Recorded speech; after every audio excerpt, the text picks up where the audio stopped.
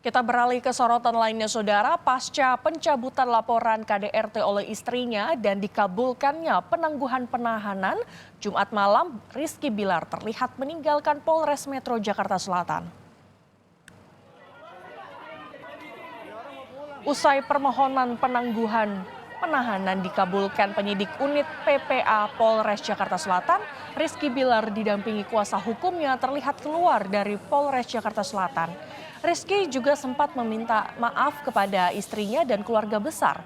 Sementara secara terpisah, istri Rizky Bilar, Lesti Kejora, juga meninggalkan Polres Metro Jakarta Selatan melalui pintu berbeda.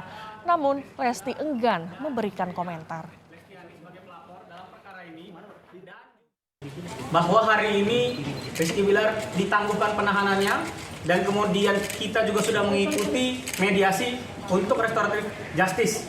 Ya, kita sudah mengikuti tadi, sudah dipertemukan Bilar juga dengan istrinya Lestiani dan juga seluruh peserta gelar dan ditanyakan apakah ingin melanjutkan perkara ini atau tidak. Jawaban mereka adalah mereka ingin menyelesaikan secara kekeluargaan, mereka ingin menyelesaikan cukup sampai di sini.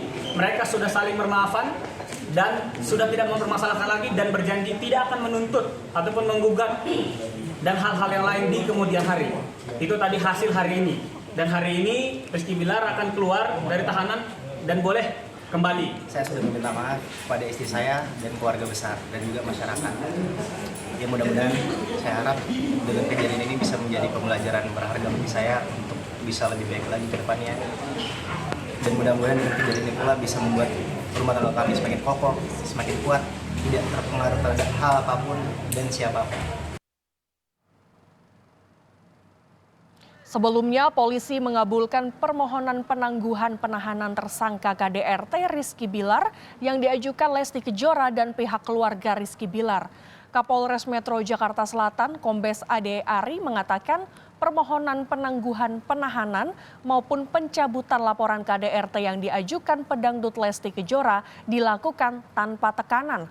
Meski demikian, proses penyidikan Rizky Bilar masih berlanjut sehingga Rizky Bilar yang telah ditetapkan sebagai tersangka KDRT harus menjalani wajib lapor.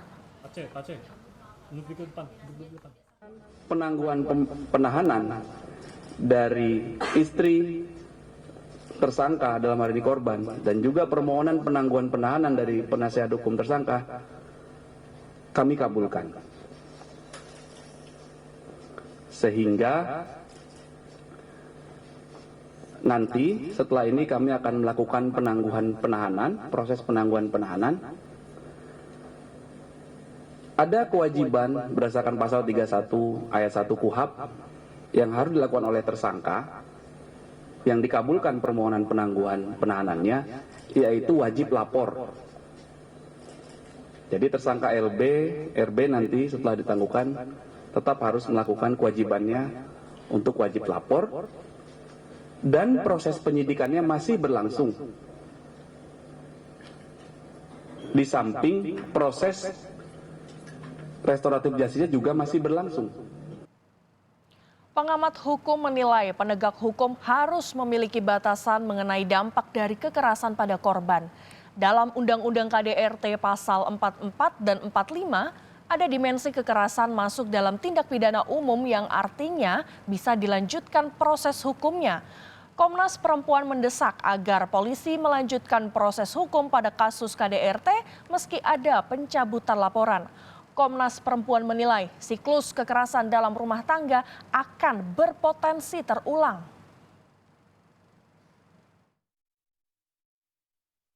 Kalau kekerasan itu tidak mengakibatkan orang luka parah, ya satu.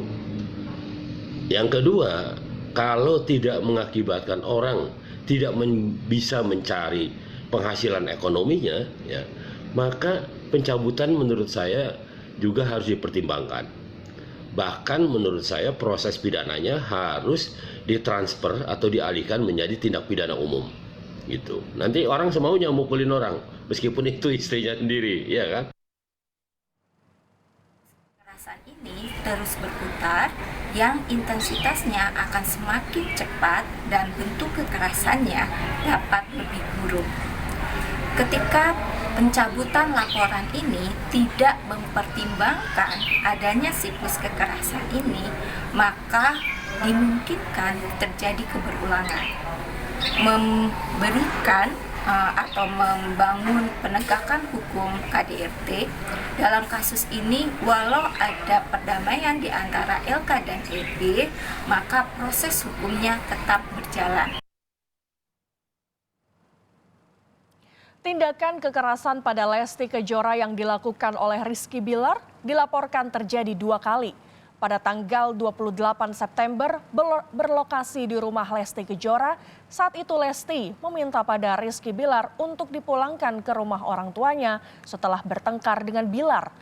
Bilar yang emosi lantas mendorong ke lantai dan mencekik leher Lesti Kejora. Pada esok harinya di tanggal 29 September, Lesti pamit pulang ke rumah orang tuanya. Lagi-lagi kekerasan dilakukan oleh Bilar hingga mengakibatkan Lesti mengalami lebam di beberapa bagian tubuh.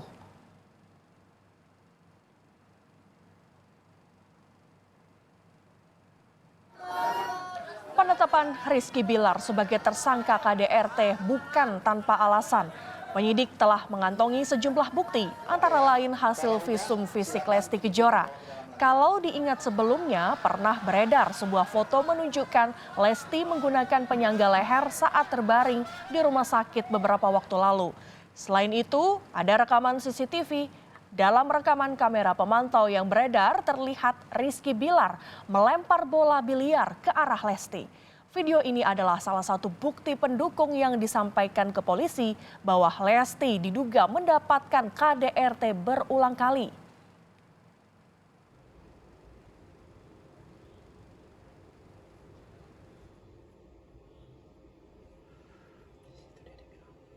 Bahwa video itu memang betul dimiliki oleh penyidik juga. Video itu berasal dari korban yang melalui kuasa hukumnya yang menyampaikan kepada penyidik sebagai salah satu bukti pendukung bahwa KDRT yang dialami oleh saudari Lesti Kejora ini bukan pertama kali. Ya, jadi sudah lebih dari 1 kali. Kekerasan dalam rumah tangga yang dialami Lesti Kejora banyak menimpa perempuan di Indonesia. Dalam Undang-Undang Kekerasan dalam Rumah Tangga ada berbagai macam bentuk KDRT yang perlu diwaspadai seperti kekerasan fisik, kekerasan psikis, kekerasan seksual, dan penelantaran rumah tangga.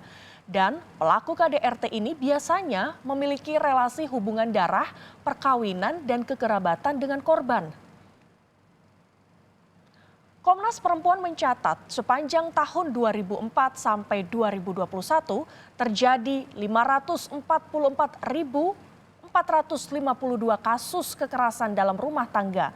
70%-nya didominasi kasus kekerasan pada istri. Jadi, kasus Lesti Kejora sebenarnya adalah puncak dari gunung es kasus kekerasan dalam rumah tangga. Masih banyak kasus kekerasan dalam rumah tangga yang tidak terungkap. Banyak hambatan yang menghalangi untuk memutus mata rantai dari kasus kekerasan dalam rumah tangga.